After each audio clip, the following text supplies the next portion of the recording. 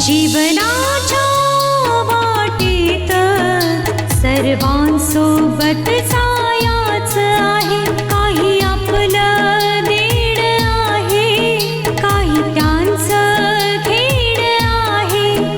जे मिळालं सुख त्याचं काय, जे हसू हरवलं त्याचं काय. क्षण क्षण थांबून नियती घेते जीवनाची परीक्षा.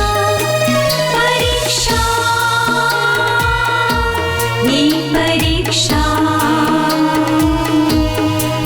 परीक्षा खरी परीक्षा.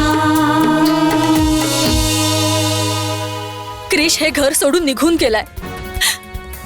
असं कसं जाऊ शकतो तो? मला फार विचित्र वाटू लागले मम्मी. 2 दिवसात माझा साखरपुडा आहे आणि मला वाटत होतं की या 2 दिवसात मी मोहनीशला भेटेन, त्याचे विचार कळतील, त्याला समजून घेईन. मोहनीश, तू हे लग्न टाळण्याचा कितीही प्रयत्न केलास ना, तरी मी हे लग्न लावूनच दाखवेन. आतल्या आत मला भीती वाटू लागलीये की माझा हा लग्नाचा निर्णय योग्य आहे की अयोग्य.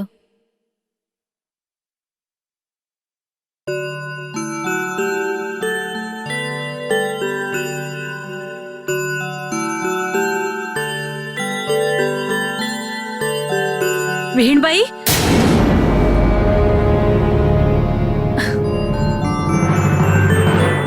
घर खूपच सुंदर सजवलंय तुम्ही. हो हो, हे घ्या, मी ढोकळा पॅक करून ठेवलाय. थँक्यू.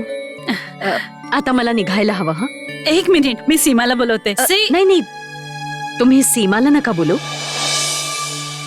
मला तुमच्याशीच जरा बोलायचंय. हं, बोला ना. विहीणबाई, तो जो तुमच्या घरात मुलगा आहे ना, तो काय नाव आहे त्याचं? गौतम. हा, गौतम. मला वाटतं तो तुमच्या कुटुंबामध्ये जरा जास्तच लुडबुड करतोय ना, खास करून सीमाच्या बाबतीत. नाही नाही, तुम्ही चुकीचा विचार करताय.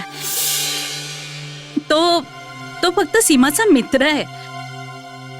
त्याला अडचण होती म्हणून सीमाने केवळ दयेखातर आमच्या घरात आसरा दिलाय. तसलं काही नाहीये. नाही नाही विहीणबाई, मी सीमाबद्दल काही गैरसमज करून घेत नाहीये. ती तर खरंच खूप चांगली मुलगी आहे. हो, पण हा मुलगा तिची जरा जास्तच काळजी करायला लागलाय. खरं सांगायचं तर तो मुलगा मलाही अजिबात पसंत नाहीये. पण सीमाच्या मैत्री खातर आम्ही त्याला आमच्या घरात जागा दिली आहे. बस. एक सांगू तुम्हाला विहीणबाई, तुमच्या जागी जर मी सीमाची आई असते ना, तर मी आपल्या कुटुंबामध्ये अशा कोणत्याही मुलाला जागा दिली नसती.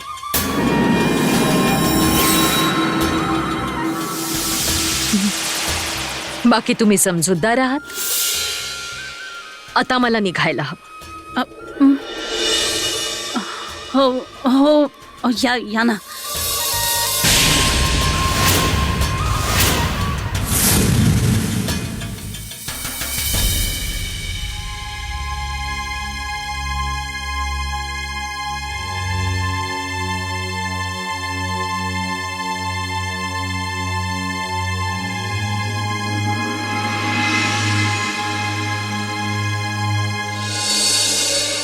तुमच्या जागी जर मी असते ना, तर मी आपल्या कुटुंबामध्ये अशा कुठल्याही मुलाला जागा नसती दिली.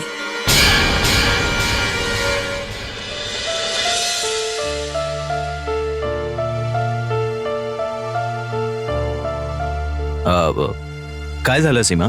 फोन स्विच ऑफ आहे का? हो, काही कळत नाही. मोहनीशचा फोन स्विच ऑफ का येतोय? परत ट्राय कर आणि जर फोन उचलला तर सांग की संध्याकाळी फ्री असेल तर संध्याकाळी भेट. हो पण त्याचा फोन तर लागला पाहिजे ना.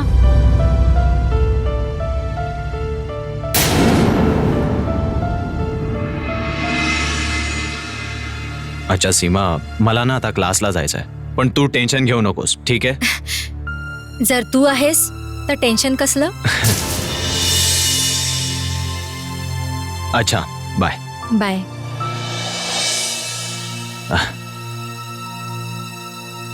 येतो आंटी, बाय. Bye aunty. आता बेटा तुझी ही आंटी अशी घंटी वाजवेल की तू या घरातच काय अख्ख्या शहरात तोंड लपवत फिरशील.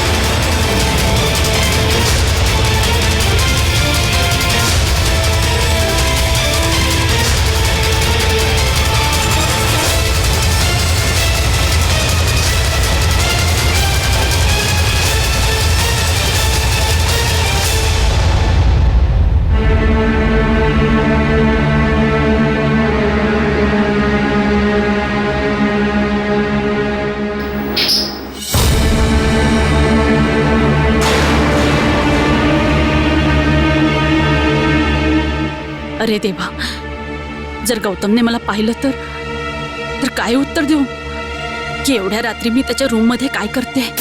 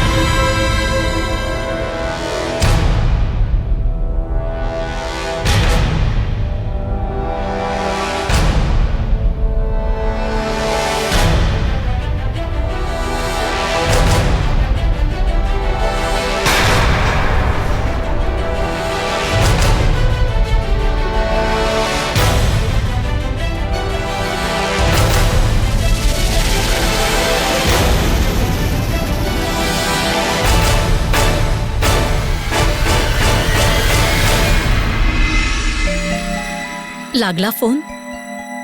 I am trying mamma. प्रयत्न कर, खूप टेन्शन आलंय. हे परमेश्वरा,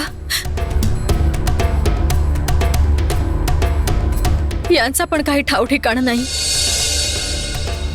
रोजीच्या घरी फोन तू कर. तो सगळ्यात आधी तिच्याच घरी जाईल. रोजीला फोन कर, तू कर. मम्मा, माझा रोजीला ऑलरेडी 3 वेळा फोन करून झालाय. मग काय झालं? तिने मला सांगितलंय जर क्रिश तिथे आला तर ती आपल्याला लगेच कळवेल. हे परमेश्वरा, तर चल आपण सगळ्या ठिकाणी परत जाऊन शोधू. तो नक्कीच सापडेल. बाळा तू चल ना.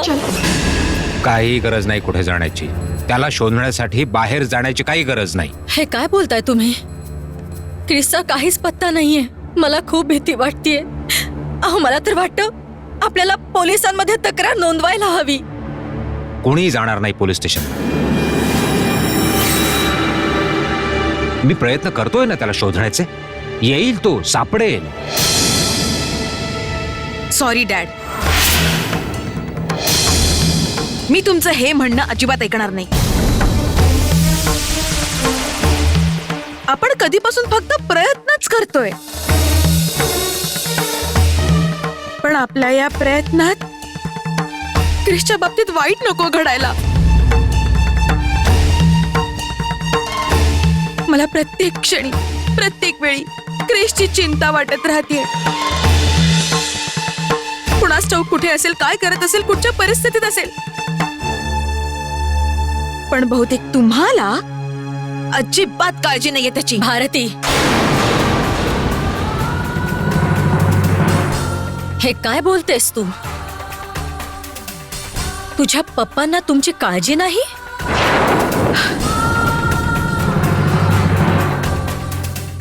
यांना बोलतेस तू? यांच्या प्रेमावर शंका घेतेस तू?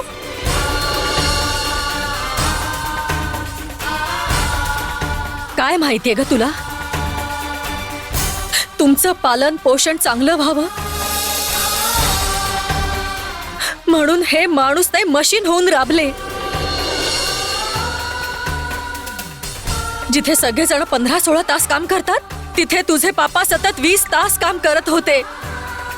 का तर तुम्हाला काही कमी पडू नये. आणि तू म्हणतेस यांना काही काळजी नाही? जेव्हा लहानपणी तुम्ही आजारी पडत होतात ना, तू आणि क्रिश, तेव्हा रात्रभर हातात घेऊन बसून राहायचे. हे जरा सुद्धा हलायचे नाही, कारण तुमची झोप मोड होऊ नये म्हणून. आणि तू म्हणतेस यांना तुमची काळजी नाहीये म्हणून?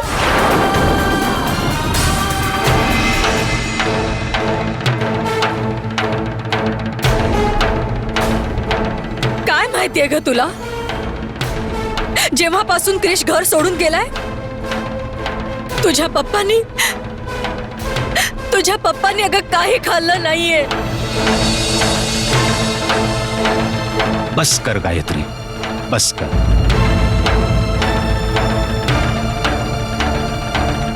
हे आजकालच्या जनरेशनची मुलं काय समजणार आईबापाचं प्रेम. बोलू देत जे त्यांच्या मनाला वाटेल. I am sorry dad. I am really sorry. माहित नाही मी रागात काय काय बोलून गेले. नाही बेटा, तुला तर पूर्ण हक्क आहे आपल्या मनातलं सगळं सांगण्याचा. परंतु मी पोलीस कंप्लेंट मुळीच नाही करणार बाळा. त्यामुळे क्रिशसाठी काही प्रॉब्लेम उभा राहू शकतो. एकतर हा परदेश आहे, इथले पोलीस हजारो प्रकारचे प्रश्न विचारतील. क्रिश काय करतो, कुणाला भेटतो, त्याला काही वाईट नशेची सवय तर नाही.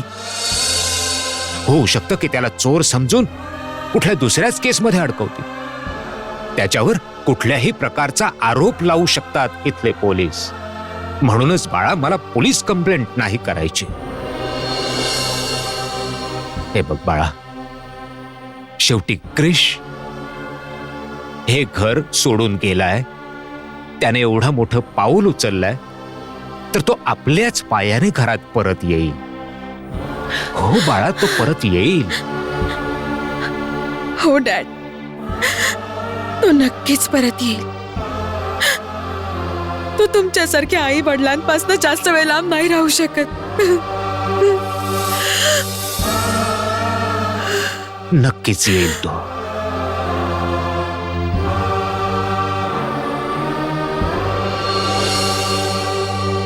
सीमा, अहो ऐकलात का? लवकर इकडे या. अगं आतमध्ये का ओरडतेस? सीमा, काय काय झालं? कशाला ओरडतेस? माझा सोन्याचा हार चोरीला गेलाय. चोरीला गेला? हे काय बोलतेस मम्मा? एक मिनिट, अगदी शांतपणे सांग, नेमकं काय झालं ते. माझ्या कपाटातून माझा सोन्याचा हार कोणीतरी चोरला. चोरलाय? अगं तूच इकडे तिकडे कुठेतरी ठेवला असशील. अहो दिवसभरात मी सगळीकडे शोधलं, कुठेच नाही सापडला. अरे सीमा बेटा, जा जरा आज जाऊन बघ जरा. जा. माझा सोन्याचा हार किती महाग होता. माझ्या आईची शेवटची निशाणी होती. शांत हो जरा मीना, शांत हो. असा कसा चोरीला जाऊ शकतो? अरे आपल्या घरात आपल्याशिवाय बाहेरचा तर कोणी येतही नाही. मी पण तोच विचार करते, पण मला आठवलं घरात तो आहे ना गौतम. मम्मी, हे काय बोलतेस तू? जे मनात येते ते बोलतेस. अगं मग काय चुकीचं बोलते मी? खरं तेच बोलतेय. एवढ्या वर्षात आपल्या घरात एकही वस्तू इकडची तिकडे झाली नाही. आणि आज हा मुलगा घरात आल्यावर कपाटातनं माझा सोन्याचा हार गायब होतो. प्लीज मम्मी, पुराव्याशिवाय कोणावरही संशय घेणं चुकीचं आहे. आणि तू कोणावर संशय घेतेस? गौतमवर? तो तर बिचारा इनोसंट मुलगा आहे. हो माहितीये किती इनोसंट आहे ते. हे इनोसंट दिसणारेच असं काम करतात, ज्यामुळे त्यांच्यावर कोणी संशय घेत नाही. अजून कर लोकांचं भलं, म्हणजे ते आपला अजून फायदा उठवतील. मम्मी, तू काही पण बोलत सुटलीस. कोणावर संशय घेण्याआधी कमीत कमी एकदा विचार तरी कर तू. मीना, सीमा अगदी बरोबर बोलतेय. कोणावरही संशय घेण्या अगोदर तुला हा विचार करावा लागेल की तुझा संशय किती खरा आहे. एकदा नाही, हजारदा विचार केला मी, आणि मला 100% खात्री आहे की हे काम त्याचंच आहे. नाहीतर तू मला सांग, आपल्या घरातून एखादी वस्तू गायब कशी होऊ शकते?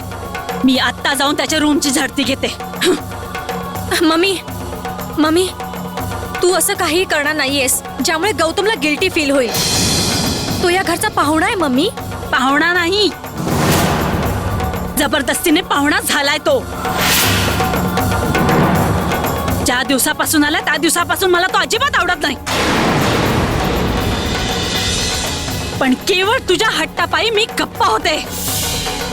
पण आज मात्र मी दोघांचंही ऐकणार नाही.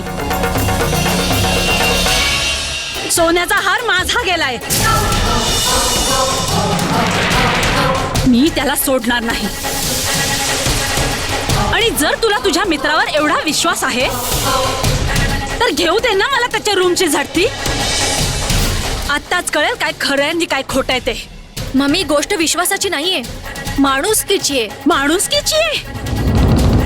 त्याची अब्रू घालवण्यासाठी मी त्याला या घरात घेऊन आलीये का?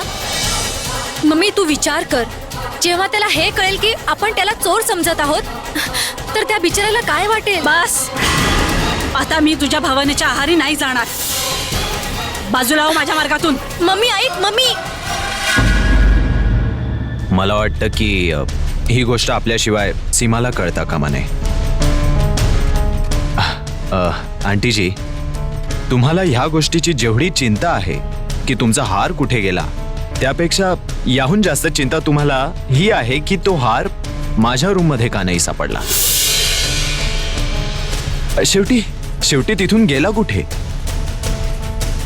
हो ना आंटी? हो ते आता मी खरं तेच बोलतोय ना आंटी.